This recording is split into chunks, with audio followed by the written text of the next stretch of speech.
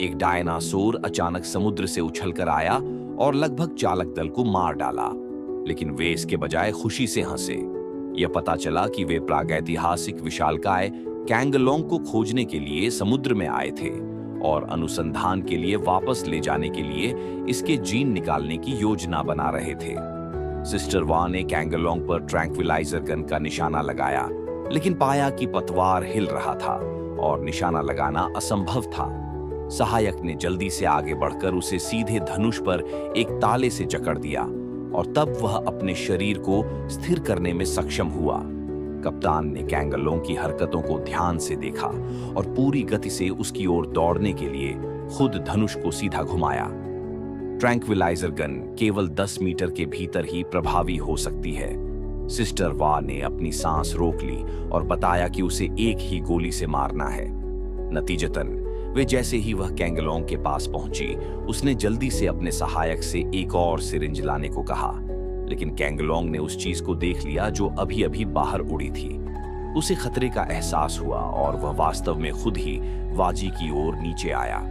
सौभाग्य से वाजी के पैर बंद सिल दिए गए थे, अन्यथा वह कुछ ही मिनटों में इस विशालकाय जानवर का निवाला बन जाती।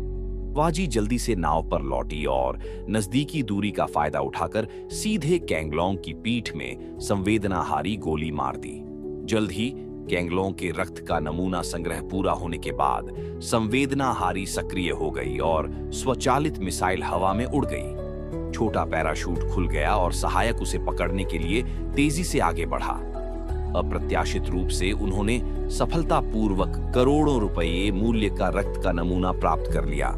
हालांकि जब हर कोई जश्न मना रहा था तो डॉक्टर यह देखकर हैरान रह गए। यह स्पष्ट था कि ये ध्रुवीय ड्रैगन उन्हें भोजन समझते थे। सिपाही को इसकी आदत नहीं थी।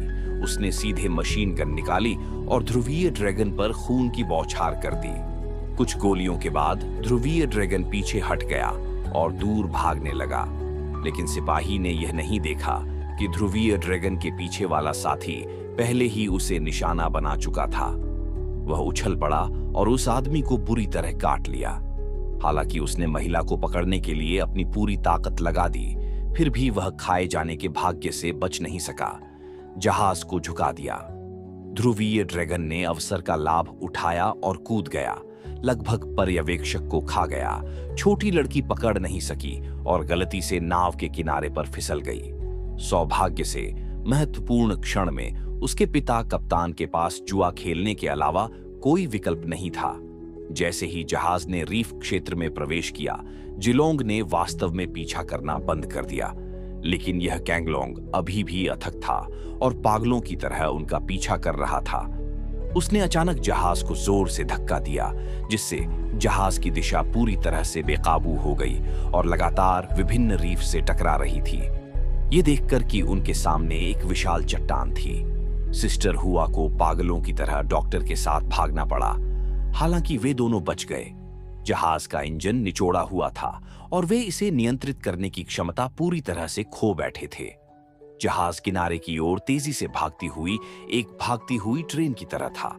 यह देखकर कि डाइविंग क्षेत्र आगे था, कप्तान ने एक आदेश दिया और सभी एक ही बार में पानी में कूद गए। जैसा कि उन्होंने उम्मीद की थी, कैंगलोंग को पीछा छोड़ना पड़ा क्योंकि वह डाइविंग क्षेत्र के करीब नहीं पहुंच सका। वे सफलतापूर्वक उस द्वीप पर पहुंच गए जहां उन्हें दूसरे प्रकार के डायनासोर के जीन निकालने थे। सिग्नल डिवाइस के निर्देशों का पालन करते हुए वे टाइटेनोसॉर के निवास स्थान पर पहुंच गए। अजीब बात यह थी कि यहां किसी अजगर का नामो निशान तक नहीं था। जैसे ही सभी हैरान थे, घास से अचानक एक विशालकाय सांप निकला।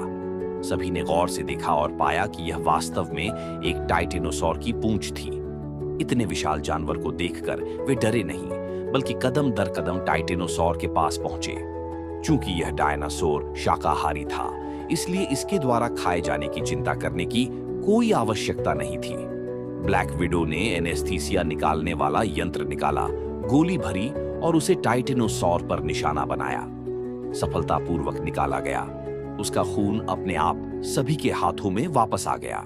इस तरह उन्होंने सफलतापूर्वक दूसरे स्तर का रक्त एकत्र किया। अब उनके पास महासागर अधिपति कैंगलोंग भूमि जानवर टाइटेनोसॉर और आकाश राजा क्वेटजालकोट का खून था। क्वेटजिन्स, उससे जीवित रक्त कैसे प्राप्त किया जाए, यह अभी भी एक समस्या थी, क्योंकि उसकी युद्ध शक्ति L-16 लड़ाकू विमान के बराबर थी। सौभाग्य से डॉक्टर को अवलोकन के बाद एक शानदार विचार सूझा। अभी अभी जब वह पहाड़ पर चढ़ रहा था तो उसे क्वेटजिन्स का घोंसला दिखाई दिया। जब तक वे टेरोसॉर मां की अनुपस्थिति का लाभ उठाते रहे, वे सीधे टेरोसॉर शिशु के अंडों से जीन निकाल सकते थे। इस प्रकार संघर्ष से पूरी तरह बच सकते थे। उनके कहते ही सभी ने ऐसा किया। उन्होंने चढ़ाई की रस्सियां लगाईं और चट्टान से नीचे जाने लगे। निश्चित रूप से उन्हें चट्टान पर एक मानव स्थल पर टेरोसॉर का घोंसला मिला। जब वे अंदर गए तो उन्होंने वहां कई डायनासोर के अंडे पड़े देखे। जश्न मनाने के लिए टेरोसॉर मां घर आ गई। वह आई और डॉक्टर पर हंगामा करने लगी। ये देखकर कि डॉक्टर को एक मृत अंत में मजबूर किया गया था, जियाओ फेई, जो दरवाजे के बाहर था, ने जल्दी से हथौड़े का सिर बाहर फेंक दिया और सफलतापूर्वक टेरोसॉर का ध्यान आकर्षित किया। फिर उसने जल्दी से उसे ऊपर खींचने के लिए शीर्ष पर अपने साथियों को चिल्लाया।